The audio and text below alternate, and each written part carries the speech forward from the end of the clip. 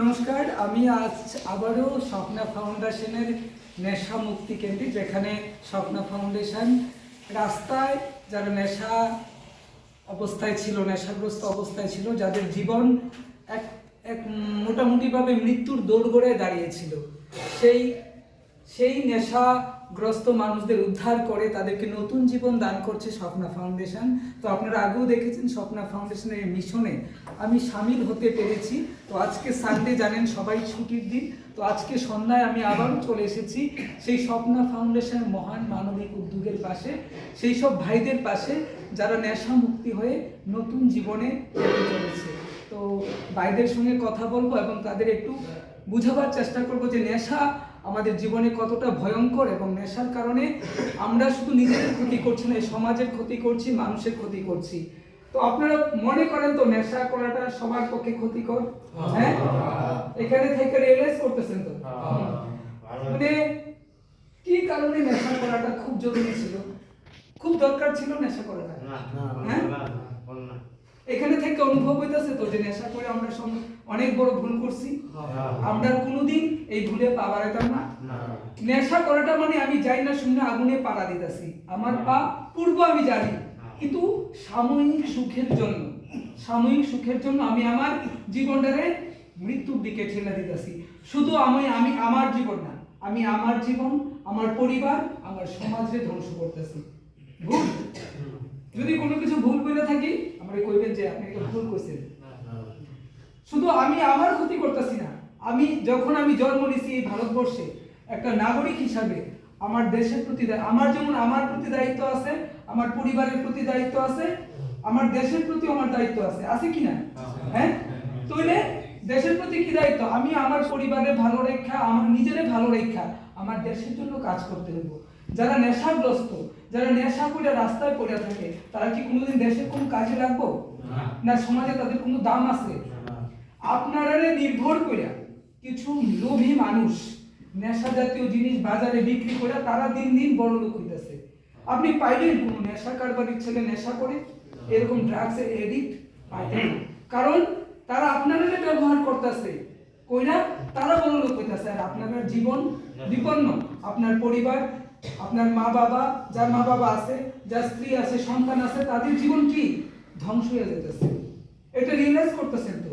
দেখুন, স্বপ্না ফাউন্ডেশনের মতো এমন মানবিক উদ্যোগ কেউ নিছে না। যতই আমরা মুখে বলি যে নেশা মুক্ত ত্রিপুরা গড়ে তুলুন, সেটা কিন্তু শুধু কথায় সম্ভব না, কাজে করতে হবে। আমিও কিন্তু এর জন্য অনেক কাজ করছি, সারা ত্রিপুরা ঘুরছি শুধু প্রচার নিয়ে, কিন্তু যাই না কতটুকু অনেক উৎসাহ পাইছি, অনেকের সাহায্য পাইছি, কিন্তু সেটাই শেষ কথা না।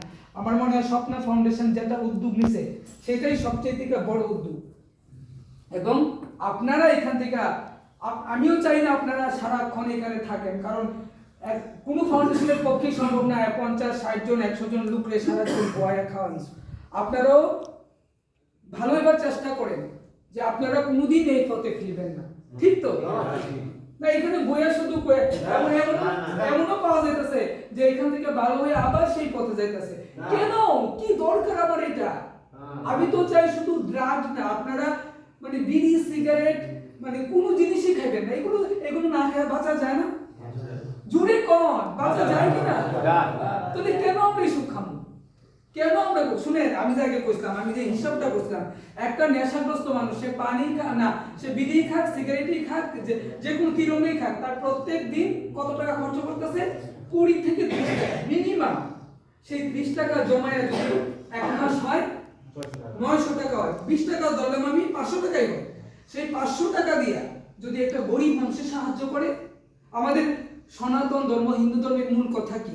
মানুষের সেবা। মানুষের সেবা করতে গেলে তো টাকা লাগবে, টাকা ছাড়া কি হইব সেবা? তো সেই রুজির টাকা দিয়ে আপনি যদি নেশা না খায়া সেই 5 টাকা 20 টাকা জমায় একটা গরিব মানুষের সাহায্য করি। আমাদের রাজ্যে আমি গরিব বাচ্চাদের নিয়ে কাজ করি, হ্যাঁ, আমি প্রায় 50-60 গরিব বাচ্চার পড়াশোনার দায়িত্ব নিছি, এবং তো সবার সাহায্য নিয়ে করি, আমার একার পক্ষে সম্ভব না। এবং আমার বেতনের 60% আমি খরচ করি, আমি যা বেতন পাই, আমি একটা সরকারি চাকরি করি, আর প্লাস মানুষের সাহায্য নিয়ে করি, কারণ 50-60 বাচ্চাদের পালা মুখের কথা না, এটা কি সাধারণ কথা? তো আমিও চাই আপনারাও সেই কাজে অংশগ্রহণ করেন। নেশা খাওয়ার কি দরকার? আমি যে কোনোদিন বিড়ি সিগারেট তিরঙ্গা কি জিনিস মুখে দিছি না, আমি কি বাচ্চা আছি না? আমার কি কোনো ক্ষতি হইতেছে? নেশা তো একটা বিষ। আমি টাকা দিয়ে বিষ খেতেছি। একবার নেশা করিয়া টাকা খরচ করতেছি, তারপরে দেখবেন বিড়ি খাইছে, মদ খাইছে, তারপর তার ক্যান্সার হয়েছে, যক্ষা হয়েছে, মুখে ঘা হয়েছে, তারপরে আবার ডাক্তার দেখাইতে লাগবো। তাহলে এইভাবে টাকা নষ্ট হইতেছে তো। তাহলে আপনারা যারা একদিন মানুষ ভুল করে, ভুল মানুষ করতে পারে, ভুল কইরা আবার যারা ভালো পথে ফিরে আয়, তারাই কিন্তু প্রকৃত মানুষ। তো আপনাদের এখানে থাইকা প্রতিজ্ঞা করতে হইব যে আমি আর ভুল পথে পা বাড়াইতাম না। আমার সামনে যত মানুষ আপনার এই ভুল পথে নেওয়ার জন্য অনেক আইতো না, অনেক আইবো, অনেক বন্ধু বান্ধব, অনেক কিছু আইবো, ভুল পথে নিতে চাইবো। কিন্তু আপনার এই জীবনে একটাই প্রতিজ্ঞা করতে হইব যে আমি নেশা করে আমার জীবন নষ্ট হয়ে গেছে, আপনি কিন্তু নতুন জীবন পাইছেন। মনে হয়নি নতুন জীবন পাইছেন? কথা স্পিড নেই, কি মনে হয়? এটা নতুন জীবন তো। আপনাদের কি দাম আসলো সংসারে? এই যদি স্বপ্ন ফাউন্ডেশন আপনাদের উদ্ধার করে নিয়ে আইতো, না নিয়ে আইতো, আমি তো আপনি দেখে তুতু ফেলাই যেতাম না, যেতাম না? আমি কিন্তু আপনি খারাপ হলে কিছু করেন না, এটা কিন্তু বাস্তব সত্য। যারা নেশাগ্রস্ত হয়ে রাস্তায় পড়ে থাকে তাদের কেউ সম্মান করে, কেউ ভালোবাসে তাদেরকে। কয়েকটা সমাজসেবী সংস্থা আছে, আমি মনে করি যারা নেশা করে তাদের সমাজসেবী সংস্থারও সাহায্য করা উচিত না। আমি দেখি অনেক সংগঠন রাস্তার মধ্যে খাবার দেয়, ভালো কথা, ভবঘুরে দেও, পাগলরে দেও, কিন্তু নেশা করে দেয় না। নেশাকুর সমাজসেবী সংস্থার হাত থেকে খাবার নিয়ে সে টাকা দিয়ে কি করতেছে? নেশা করতেছে, কারণ সে খাবারটা ফ্রি পাইতেছে। আমার কথা ভুল আছে? হ্যাঁ, ভুল আছে নি? তাই আমি মনে করি যারা নেশা করে তাদেরকে কোনো রকম সাহায্য করা উচিত না, তাদের শিক্ষা। এবং যেটা স্বপ্ন ফাউন্ডেশন করতেছে এটাই সত্যিকারের কাজ, এবং এই কাজে সবার সহযোগিতা করা দরকার। আপনারা কি মনে করেন? দরকার তো? আর আপনারা চান তো, মানে আপনারা যেমন নেশামুক্ত হয়েছে সবাই নেশামুক্ত হোক? হ্যাঁ, তাহলে এইটাই জীবন। আর কোনো দিন এই ভুল পথে পা বাড়াইবেন না। মানে কি কমো আমি আপনাদের, আমার কোনো ভাষা নাই, আমি আপনাদের নমস্কার প্লিজ এই ভুল পথে আর কোনোদিন পা বাড়াইবেন না, এটা আমার অনুরোধ আপনাদের কাছে। প্লিজ, মানে একদম আপনারা যদি এখান থেকে বাইরে, আপনারা তো সারা জীবন দেখা সম্ভব না এখানে, আপনারা যদি এখান থেকে বাইরে আবার ভুল পথে পরিচালনা করেন, তাহলে কিন্তু স্বপ্ন ফাউন্ডেশনের তারা চিৎকার করে কান তুলবো যে আমরা এত কষ্ট করলাম আর তারা আবারও সেই ভুল পথে যাইতেছে। এর চাইতে দুঃখের আর কি হইতে পারে? কোন আপনি একটা ছেলে রে, হ্যাঁ, আপনার স্বপ্ন ফাউন্ডেশনের কিন্তু আপনার সন্তানের মতো।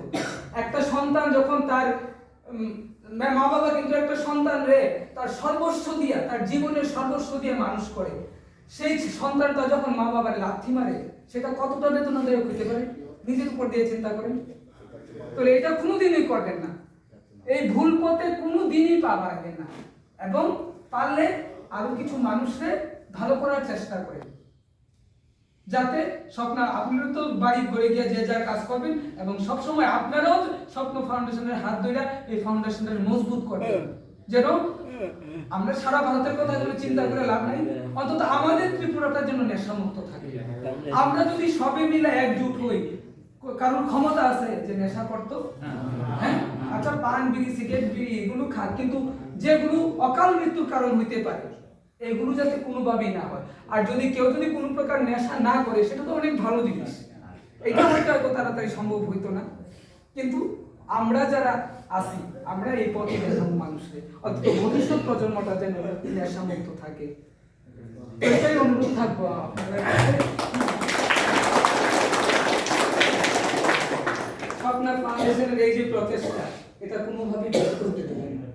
কারণ মানে আপনারা তো ফ্রিতে চিকিৎসা, এই যে রাজ্যে আরো নেশামুক্তি কেন্দ্র আছে, কিন্তু কোনোখানে আপনারা থেকে কোনো স্থান নাই, ফ্রিতে কেউ করে না, কারণ বহুত খরচা আছে, খাওয়া দাওয়া, ট্রিটমেন্ট, দেখাশোনা, বহুত খরচা আছে। এই দায়িত্ব কেউ নিত না, কিন্তু স্বপ্ন ফাউন্ডেশনের আমি এই 15-20 দিন আগে একটা ভিডিও দেখছি, দেখে আমার এত ভালো লাগছে যে আমি প্রত্যেক, আমার তো আমি চাকরি করি ঠিক, কিন্তু আমার মন পড়ে গেছে আপনাদের কাছে। কিন্তু আমিও তো বান্দা, আমিও একটা গভর্নমেন্ট এমপ্লয়ি, আমি ইচ্ছা করলে আইতে পারি না, হ্যাঁ, কিন্তু আমার মন প্রত্যেকবার মনে করে শুভমরা, আমি হয়তো ডিস্টার্বও করি, প্রত্যেকদিন শুভমরা আমি করি। আপনার সঙ্গে সরাসরি কথা বলতে কোনো সুযোগ নাই। দেখেন আজকে রবিবার আমি দৌড়ে আয় করছি, কারণ আমার মনটা এগিয়ে হয়ে গেছে। আমিও 30টা বাচ্চা নিয়ে কাজ করি, তার সঙ্গে তো থাকি, কিন্তু আমার মনটা বারবার এখানে থাকে আপনাদের, মানে এত আমি এত অ্যাটাচ হয়ে গেছি, এত ভালো লাগে। আপনার কাছে অনুরোধ পারি চেষ্টা করুন। আপনাদের কাছে অনুরোধ, আপনারা শুধু ওই জীবনে ফিরে যাবেন না। না না না, কারণ সারা জীবন তো আর এখানে থাকতেন না, আপনারা বাইরে বাইরে কোনো কিছু কাজ করবেন, কারণ আপনাদেরও লাইফ আছে। তো সেই কথাটাই মনে রাখবেন যে আমরা কোনোদিন আর ওই জীবনে ফিরে যাবো না। এবং আমার অনুরোধ থাকবো, আপনারা প্লিজ কোনো ধরনের নেশাই করবেন না। আমি সবার কাছে যেটা বলি, যে কোনো ধরনের নেশাই তো আমাদের ক্ষতি করে। আর আজকালের সমাজটা এমন হই, আপনি নেশা না করলেও পারতেন না, কারণ মদের উতল ছাড়া তো আজকে শনি পূজার থেকে দইরা, বিপদ নাশিনী পূজা থেকে দইরা কোনো অনুষ্ঠান হয় না। আমি মিথ্যা কথা বলতেছি?